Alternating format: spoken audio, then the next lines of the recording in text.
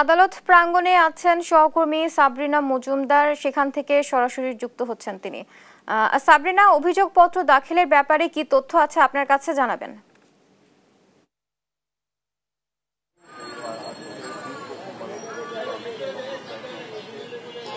বুবলি, আজকে দেশের ইতিহাসে প্রথম আন্তর্জাতিক অপরাধ ট্রাইব্যুনালে বিচার সরাসরি সম্প্রচার করা হবে।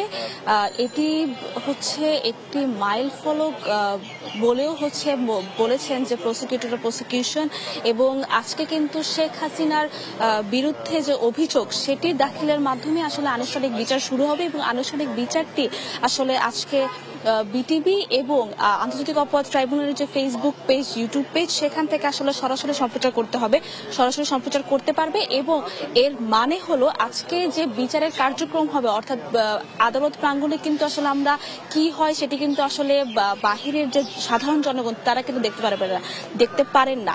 কিন্তু আজকে আদালত প্রাঙ্গণে আসলে প্রসিকিউশন বা আদালত ট্রাইব্যুনাল আসলে কি বলে সেটি কিন্তু আজকে সরাসরি আসলে সম্প্রচার করলে কিন্তু সাধারণ জনগণ আসলে এটির মধ্যে দেখতে পারবে ইউটিউব এবং বিটিভির পেজে, এবং সেখানের মাধ্যমে আসলে বিভিন্ন টেলিভিশনে প্রচার করা হবে, এবং এর মাধ্যমে আসলে বিচারের যে স্বচ্ছতা সেটি কিন্তু আসলে পরিষ্কার হবে।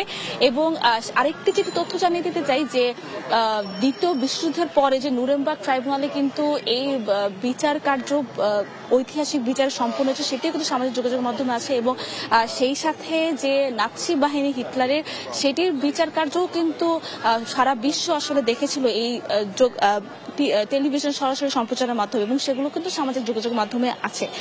এবং এখন জুলাই আগস্ট গণহত্যায় যে নিউক্লিয়াস, অর্থাৎ প্রসিকিউশন যেটি বলেছেন যে সাবেক প্রধানমন্ত্রী শেখ হাসিনা যে নিউক্লিয়াসের ভূমিকা রেখেছেন তার আনুষ্ঠানিক বিচার কিন্তু আজকে শুরু হবে। অর্থাৎ আজকে তদন্ত সংস্থা প্রথমে প্রসিকিউশনের কাছে তাদের তদন্ত প্রতিবেদন দিবেন, এবং তদন্ত প্রতিবেদনটি পরবর্তীতে প্রসিকিউশন ট্রাইব্যুনালকে জমা দিবেন, এবং এটি পুরোপুরি কিন্তু সম্প্রচারের মাধ্যমে দেখানো হবে। এবং সেই প্রেক্ষিতে শেখ হাসিনা বিচারের কার্যক্রমে যে প্রসিকিউশন আসলে কি বলছে এবং সেই সাথে আদালত প্রসিকিউশনকে কি জানায় সেগুলো কিন্তু সাবিল হতে পারবেন সাধারণ জনগণ সহ সবাই আজকে।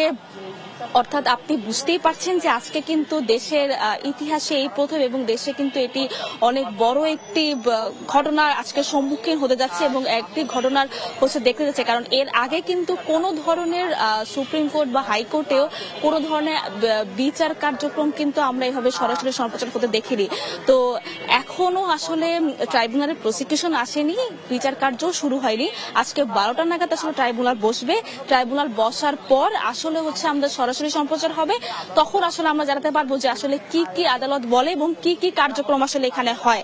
তো এখন পর্যন্ত এই ছিল আন্তর্জাতিক অপরাধ ট্রাইব্যুনাল থেকে সর্বশেষ। বুবলি, সাবরিনা, আপনাকে ধন্যবাদ।